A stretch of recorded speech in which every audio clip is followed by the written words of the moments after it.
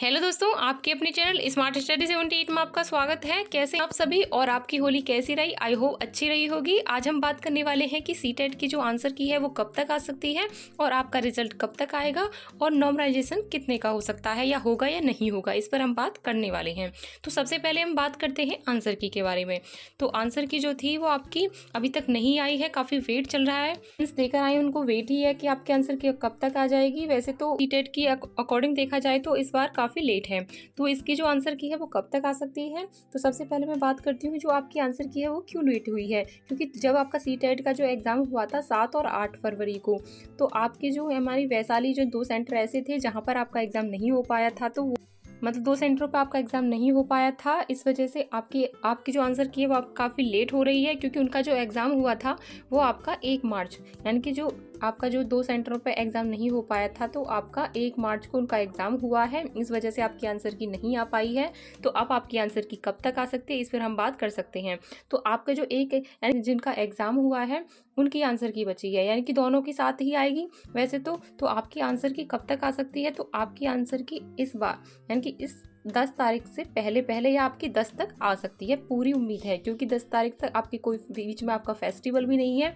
इस वजह से आपकी आंसर की रुकी भी हुई थी और आपकी कुछ 2 सेंटर ऐसे थे जहां पर आपके एग्जाम नहीं हो पाए थे, इस वजह से आपकी डिले हो रही थी। इस वजह से अब आपके आंसर की 10 तारीख तक यानी कि 10 मार्च तक आने की पूरी उम्मीद है।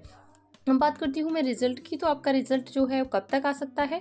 तो रिजल्ट की बात करूँ तो आप ये कि 10 तारीख को अगर आपके आंसर की आ जाती है तो आपकी जो रिजल्ट है वो आपका कम से कम आपका 15 से 20 दिन तो आपकी रिजल्ट को लगते ही लगते हैं, क्योंकि ऐसा नहीं है कि जब भी आपके आंसर की आई उसी से आप 15 दिन या 20 दिन लगा लीजिए, इसके आसपास आपकी आंसर रिजल्ट है वो आ जाता है।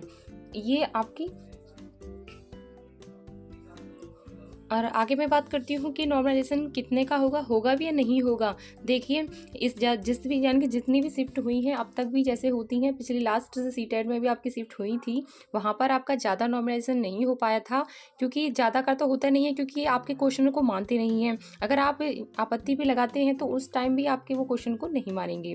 बेशक आप लगाओ या नहीं लगाओ उससे कोई फ़र्क नहीं पड़ता, क्योंकि आपकी जो फीस है काफ़ी महंगी होती है वहाँ से, यानी कि एक ही आपत्ति आपकी 1000 रुपये की लगती है। तो देखिए फिर भी आपकी जो वो मानती नहीं है, सीबीएसई आंसरों को नहीं मानती है, ना ही किसी टीचर के आंसरों को मानती है सीबीएसई, ना ही किसी किताब की। वो ओनली एनसीईआरटी को मानती है, एनसीईआरटी में दिखाना पड़ता है तब जाके मानते हैं ना भी मानते हैं तो इसे करना तो बेकार ही है। तो अगर मैं नॉर्मलाइजेशन की बात करूँ तो आपके जो नॉर्मलाइजेशन में बढ़ने वाले हैं, अगर किसी के जैसे कि 3 से यानी कि आपके 2 से या 3 मुश्किल से मुश्किल 2 से 3 आपके हर साल बढ़ते हैं, यानी कि हर सीटेट जितनी बार भी आपका सीटेट आया है आपके 2 से 3 नंबर आपके बड़े ही बड़े हैं। तो इसलिए लगा लीजिए जो भी आप बॉर्डर वगैरह पे हो तो आपका ये समझ लीजिए कि आपका जो सीटेट है वो क्लियर है, क्योंकि ऐसा होता है कि 1-2 नंबर से रह जाते हैं। तो देखिए 1-2 या 3 नंबर तो मिलते ही मिलते हैं, बिल्कुल भी चिंता करने की आपको आवश्यकता नहीं है, क्योंकि हर एक बार में होता है कि 2 या 3 नंबर तो मिलते ही मिलते हैं, चाहे आप ओबीसी में हो, एससी में हो, एसटी में हो या फिर जनरल में हो, तो आपको 2 या 3 नंबर मिलने वाले हैं।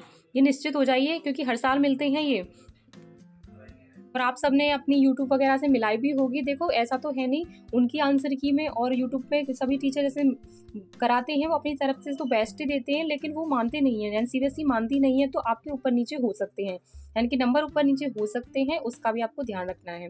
ठीक है, अब मुझे उम्मीद है कि आप सभी के डाउट क्लियर हो गए होंगे। आंसर की आपकी 10 मार्च तक क्लियर हो जाएगी और आपका रिजल्ट जब भी आपका रिजल्ट आएगा 15 से 20 दिन के बाद आपका रिजल्ट आ जाएगा। और नॉर्मलाइजेशन आपको मैंने बता दिया है, 2 से 3 नंबर सभी के बढ़ने वाले हैं। दोस्तों अगर अब भी आपका कोई डाउट हो तो आप मुझे कमेंट करके जरूर बताइएगा और मिलते हैं नेक्स्ट क्लास में। तब तक के लिए धन्यवाद।